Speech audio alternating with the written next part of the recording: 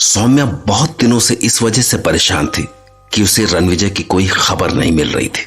लेकिन रणविजय का खत मिलने के बाद वो पहले से भी ज्यादा परेशान हो गई। इसलिए वो उसी वक्त रणविजय से मिलने के लिए सूरत के लिए रवाना हो गई। वो अंदाजा भी नहीं लगा सकती थी कि जिस तूफान ने रणविजय की जिंदगी को हिलाकर रख दिया था, वो चुपचाप जेनी की जिंदगी में दाखिल हो चुका था। डैनी वाकई एक तूफान ही था, ऐसा तूफान जो रत्नागढ़ से अब मुंबई में आ चुका था। लेकिन एक ऐसा शख्स भी था जिसने इस तूफान को महसूस कर लिया था, और वो शख्स था पागलखाने में भर्ती एक मरीज, जिसकी हरकतों से रुद्र को उस पर शक सा हो रहा था। मगर वो ये नहीं जान पाया था कि दरअसल इस पागल के इरादे क्या है। उस पागल में कोई तो ऐसी बात जरूर थी जो बार बार रुद्र को उसके पास वापस खींच लाती थी। उस रात भी ऐसा ही कुछ हुआ। रुद्र को मेंटल हॉस्पिटल से खबर आई कि वो पागल भाग निकला है। रुद्र इस वक्त पागल का पीछा करते हुए उसी जगह पहुंच चुका था जहां दिन में डैनी के बक्से उतारे गए थे। कंपाउंडर, ये बताओ आखिर ये मेंटल हॉस्पिटल से निकल कैसे गया? साहब, ये सुबह से ही एकदम चुप बैठा था। थोड़ी देर पहले खिड़की से कूदकर भाग आया। अब इतनी ऊंची खिड़की से कूदकर कोई कैसे भाग सकता है? साहब, पकड़ लें इसे। अभी रुको, देखते हैं कि ये यहाँ क्या करने आया है। ये तो घुटनों के बल जमीन पर बैठ गया है। ऐसा लग रहा है कि कुछ बोल रहा है। क्या बोल रहा है ये? मैं इसके पास जाता हूँ, तुम लोग थोड़ा दूर रहना। मैं आ गया हूँ मालिक, मैं आ गया। मैंने कब से आपका इंतजार किया मैंने, लेकिन मुझे यकीन था आप यहाँ जरूर आएंगे। ये किससे बात कर रहा है? यहाँ तो कोई दिखाई नहीं दे रहा। पता है, लोगों ने मुझसे बहुत पूछा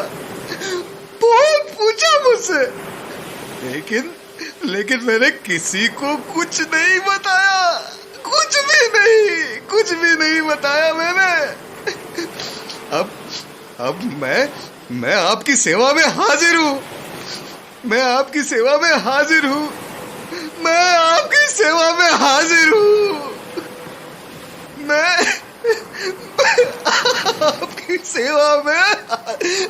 हूँ मालिक। हाँ,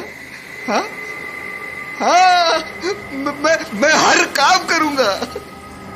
जो आप बोलेंगे मैं वो सब काम करूंगा। और ये लोग जो मुझ पर यकीन नहीं करते हैं, वो भी आपके सेवक बनेंगे। वो भी मुझे पता है, ये लोग मुझे वापस ले जाने के लिए आए हैं। इसे हमारे बारे में पता लग गया है, लेकिन कैसे? इसने तो हमें देखा भी नहीं है। मुझे पता लग गया है कि ये लोग मुझे वापस से उस पागल खाने में ले जाएंगे।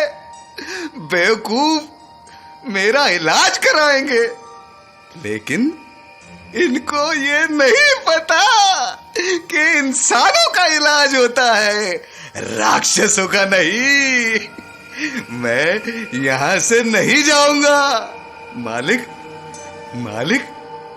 ये बेवकूफ लोग आपको समझ नहीं पा रहे, तो मुझे पागल कहते हैं। नहीं जाऊंगा मैं यहां से। अब इसे पकड़ना होगा। इंजेक्शन तैयार रखना, जरूरत पड़ सकती है। पहले मैं इससे बात करता हूं। चलो, हम तुम्हें लेने आए हैं। मैंने कहा ना, मैं वापस नहीं जाऊंगा। मैं यहीं रहूंगा, अपने मालिक की सेवा में। तुम अपने आप को देखो, तुम्हें चोट लगी है, हम तुम्हारा इलाज करेंगे। मजाक मत करो, तुम मेरा इलाज नहीं कर सकते हो। राक्षस का इलाज करने के लिए राक्षस बनना पड़ता है। देखो, यहाँ इतनी ठंड है और तुम्हारे पैरों में चप्पल तक नहीं है। तबीयत खराब हो जाएगी, हमारे साथ चलो। आगे मत बढ़ना, मत बढ़ना आगे। मैं तुम्हें मार कर खा जाऊंगा। तुम मुझे अभी जानते नहीं हो।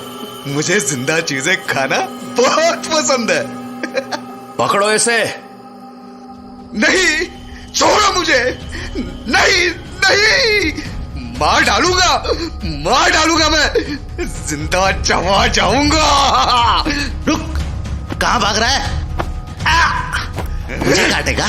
मुझे काटेगा। ये ले। रुक जाओ। अरे क्या कर रहे हो? जाओ यहाँ से। नहीं, बचाओ अपने आप को। अरे छोड़ो मुझे। मैं सबको मार डालूंगा। जिंदा चबा जाऊंगा। कहा ना, जिंदा चबा जाऊंगा। इंजेक्शन लगाओ इसे। छोड़ो मुझे। छोड़ दो मुझे। छोड़ो। मालिक, मैं फिर आऊंगा मालिक।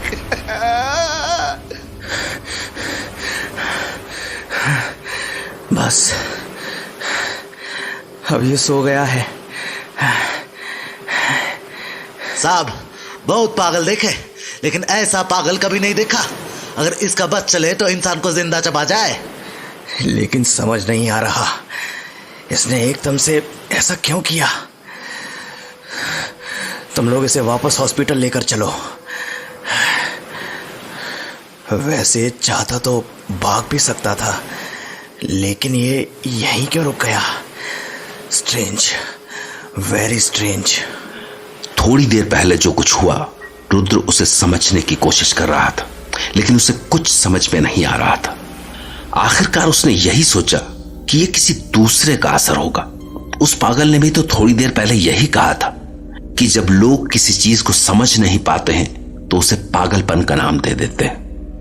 रणविजय के साथ भी ठीक यही हुआ था। अपनी सच्चाई को वो पागलपन मानने लगा था, और अब उससे मिलने सूरत के सिटी हॉस्पिटल पहुंची सौम्या को डॉक्टर संध्या यही बता रही थी। थैंक्स सौम्या, तुमने बहुत अच्छा किया यहाँ पर आकर। और हाँ, अगर तुम्हारी यादें ना होती तो रणविजय कभी अपनी नॉर्मल लाइफ में नहीं लौट पाता। इसे बेहोशी की हालत में यहाँ हॉस्पिटल में लाया गया था। होश में आने के बाद इसे अपने पास्ट के बारे में कुछ भी याद नहीं था। ऐसा सर में लगी चोट की वजह से हुआ होगा। लेकिन सौम्या, तुम और तुम्हारी हल्की सी याद ही थी जिसने रणविजय को रिकवर होने में मदद की। Is he okay? Is he okay, doctor, please? क्या हो गया उसको? What happened? सौम्या, हौसला रखो। अभी तुम ही हो जिसे रणविजय को हिम्मत देनी है। संभालो अपने आप को। Thanks doctor Sandhya. मैं आपका ये ऐसा Saumya, I was just doing my duty. लेकिन केवल एक डॉक्टर के करने से कुछ नहीं होता। अपनों का साथ भी चाहिए होता है ना? सॉरी।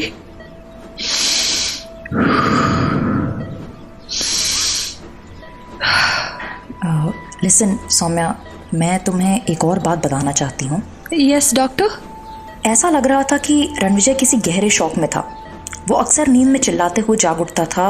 वो अक्सर ऐसी अजीब बातों का जिक्र करता था जिन पर यकीन नहीं किया जा सकता था। उसने अपनी डायरी में भी ऐसी ही कुछ चीज़ों के बारे में लिखा है।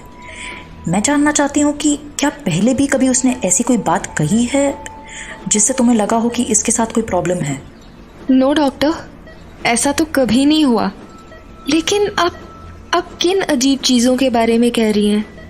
I don't understand. What did he से? नहीं, कुछ नहीं। उसने अपनी डायरी में कुछ लिखा था।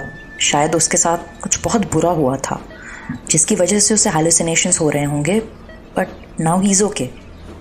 डॉक्टर वो ठीक तो है ना?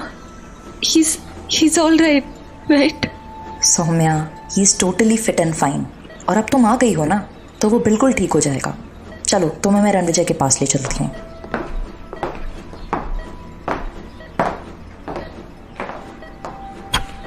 वो रहा रणविजय। आज शायद जल्दी सो गया है। चलो उसे उठा देते हैं। No no doctor, please please उसे सोने दीजिए। मैं उसके जागने पर भी बात कर सकती हूँ ना। आप please just let him sleep, he needs the rest. Okay, as you wish. लेकिन तुम बस इतना ध्यान रखना कि उससे ऐसी कोई बात मत करना जिससे उसे वापस वो बुरी बातें याद आने लगें। जी जी, एब्सोल्युटली, थैंक यू।